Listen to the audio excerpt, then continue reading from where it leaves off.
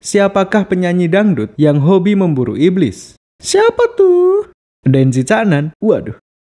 Sebelumnya, di Chainsaw Man, tim Aki ditugaskan untuk memburu iblis yang mendiami sebuah hotel. Mereka pun dijebak lalu dihasut oleh sang iblis. Dia ingin Denji mati, lalu sebagai gantinya dia akan membebaskan seluruh tim yang tersisa. Tim Aki sempat terbujuk oleh rayuan iblis tersebut. Mereka sampai rela mengorbankan Denji sesuai dengan permintaan sang iblis. Untungnya Aki tidak terpengaruh. Dialah satu-satunya orang yang tidak menginginkan Denji mati. Tim yang tadinya solid kini menjadi terpecah belah. Hal ini pun membuat Denji bertindak sesuai hati nurani. Dia memutuskan untuk bertarung sendirian saja. Jika dia menang, dia akan menagih hadiah ciuman sesuai apa yang sudah dijanjikan oleh Himeno. Denji pun menyerang secara membabi buta. Namun, semua serangannya nampak tidak berpengaruh karena musuh memiliki kekuatan regenerasi. Sialnya lagi, Denji memiliki batasan. Dia terus kehilangan darah selama menjadi iblis gergaji. Tidak ada Sangobion untuk menambah darahnya. Jadi, dia mencoba meminum darah musuh untuk menjaga wujud iblisnya. Walaupun rasanya tidak enak, namun darah iblis ternyata memberikan efek yang sama. Denji pun bisa mempertahankan wujudnya dengan cara meminum darah musuh. Akhirnya pertarungan menjadi seimbang. Denji terus menyerang secara membabi buta, sementara musuh juga terus beregenerasi. Pertarungan mereka berdua berlangsung selama berhari-hari. Dua-duanya saling beradu ketahanan hingga salah satu dari mereka menyerah. Secara mengejutkan, kegilaan Denji menjadi kunci untuk memenangkan pertarungan. Ada satu ucapan bahwa Devil Hunter yang paling ditakuti iblis adalah orang-orang yang otaknya tidak waras. Dan semuanya terbukti benar. Musuh akhirnya menyerah menghadapi kegilaan Denji. Dia pun menunjukkan jantungnya dan meminta untuk dibunuh. Denji pun tanpa ragu membelah jantung musuh dan akhirnya berhasil memenangkan pertarungan. Pada akhirnya, seluruh tim berhasil keluar dari hotel yang terkutuk tersebut. Mereka juga berhasil mendapatkan satu potongan tubuh iblis senjata api.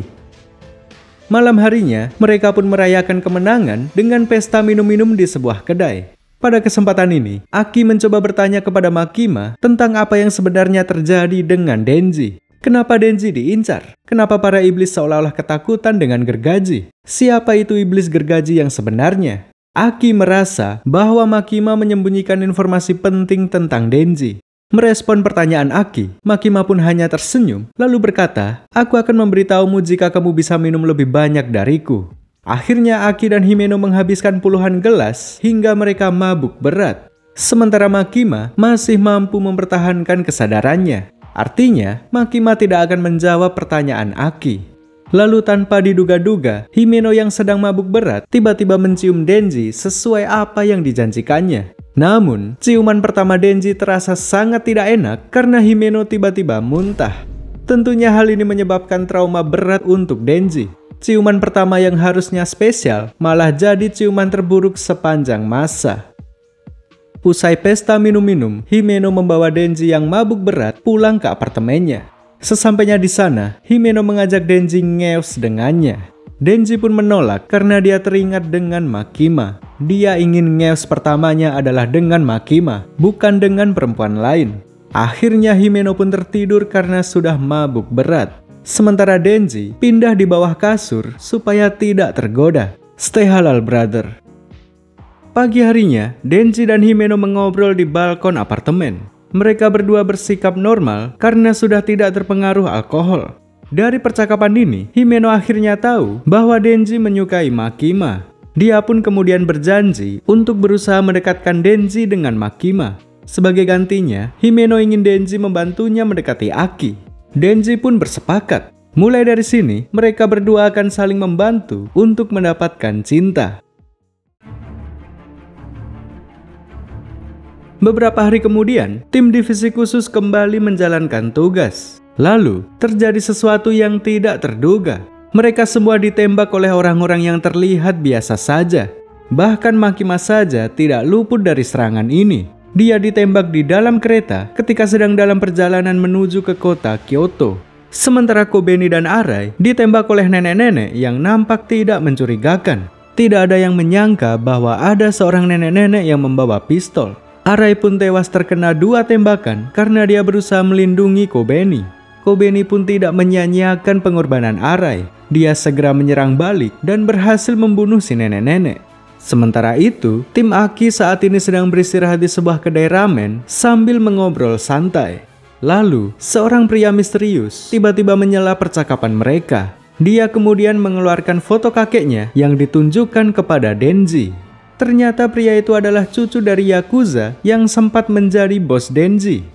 Usai menunjukkan foto tersebut, pria itu mengambil pistol dan segera menembaki mereka semua. Denji dan Himeno terkena tembakan dan terluka cukup parah. Sementara Aki dan Power berhasil selamat, lalu segera bertindak merespon penyerangan ini. Aki pun memerintahkan iblis rubah untuk menelan pria tersebut.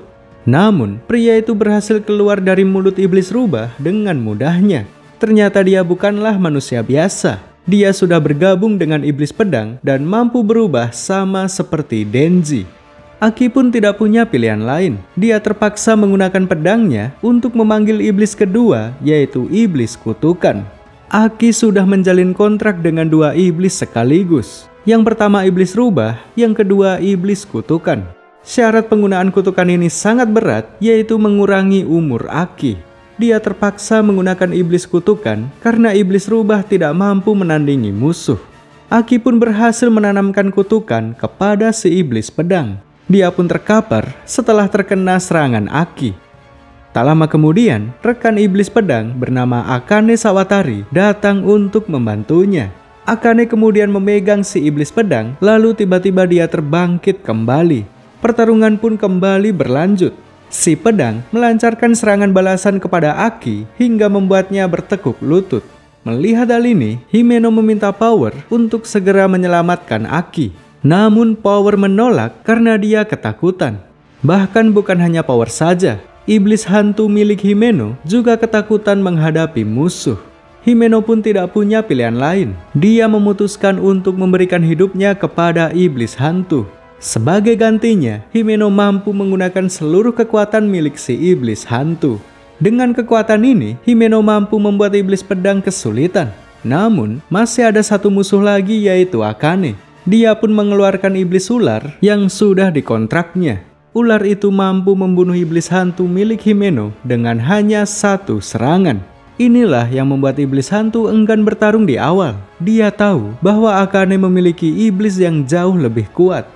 Pada akhirnya, Himeno pun tewas dalam pertarungan ini. Tim Devil Hunter benar-benar kewalahan menghadapi pertarungan ini.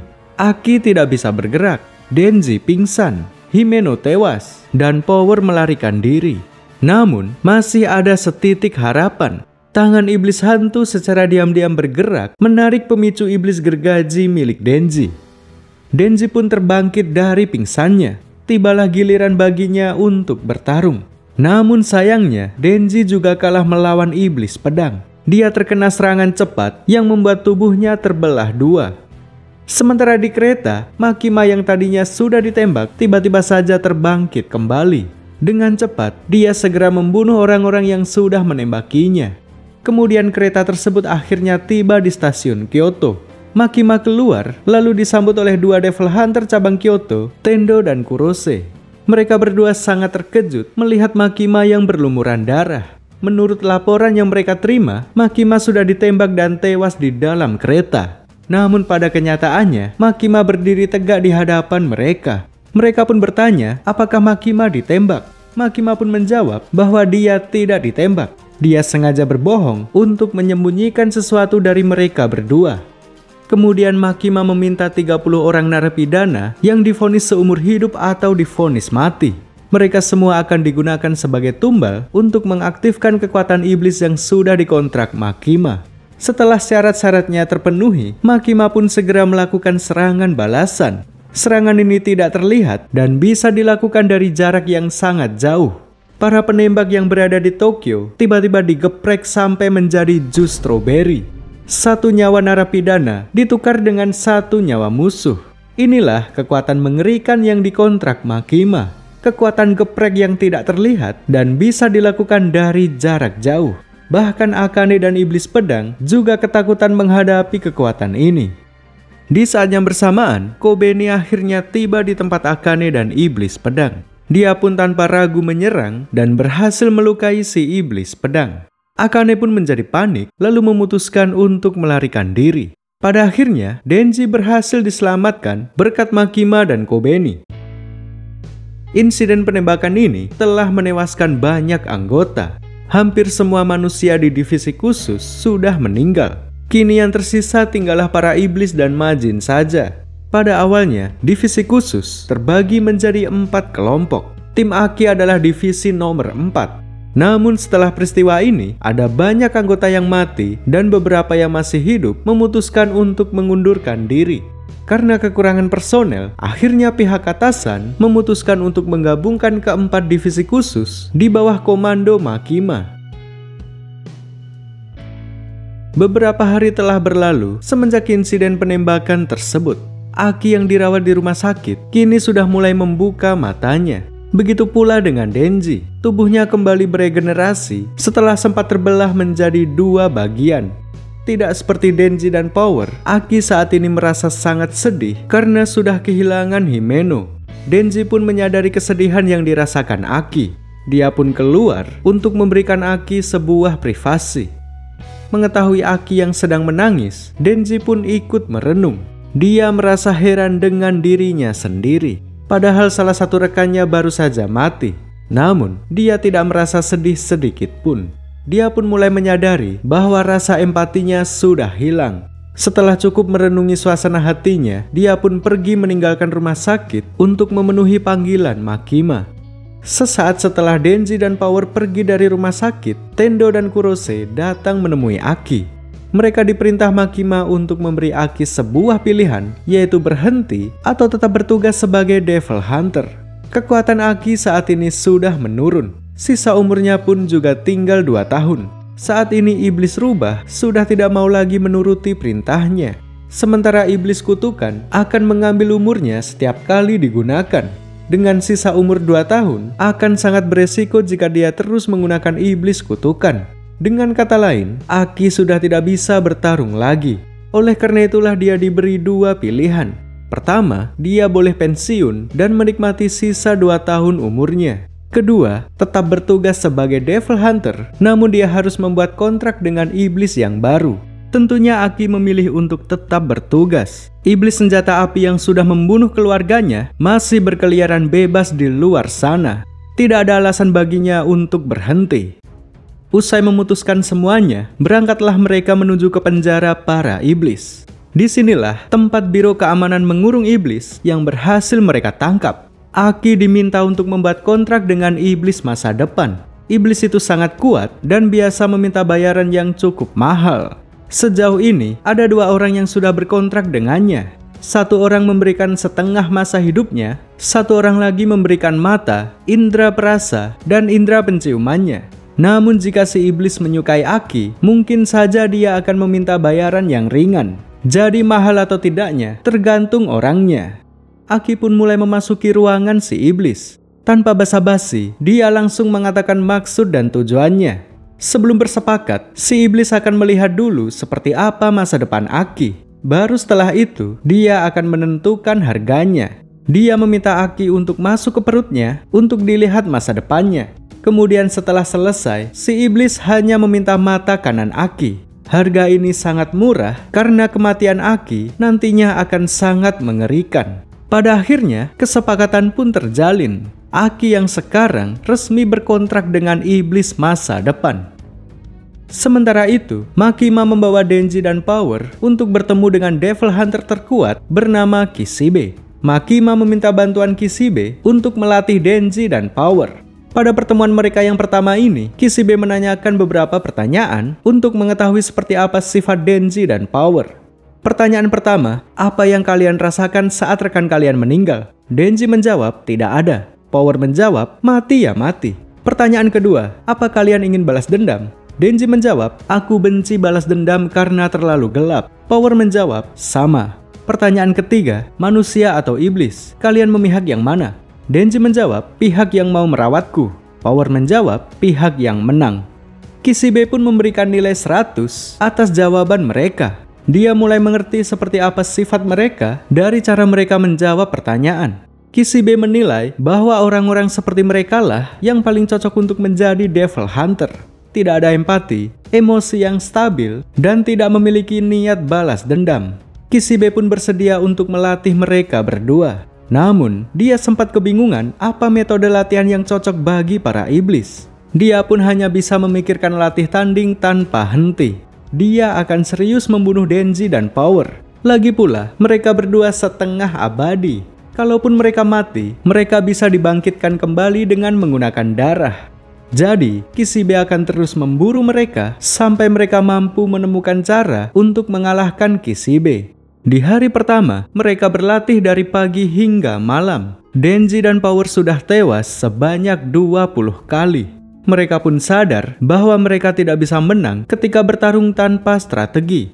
Metode bertarung Denji yang membabi buta ternyata hanya efektif untuk melawan musuh yang lemah saja. Jika terus-terusan seperti ini, mereka tidak akan bisa berkembang. Akhirnya mereka pun mulai menerapkan strategi agar bisa mengalahkan Kishibe. Di hari kedua, Kishibe mengunjungi apartemen Denji dan Power secara langsung.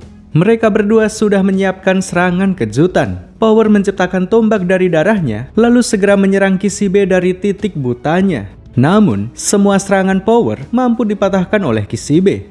Di saat dia sibuk dengan serangan Power, Denji menyelinap di belakang seperti halnya seorang assassin. Strategi mereka sebenarnya sudah cukup baik. Namun meski begitu, semuanya masih belum cukup untuk mengalahkan Kishibe. Dia mampu mematahkan semua serangan dari mereka berdua.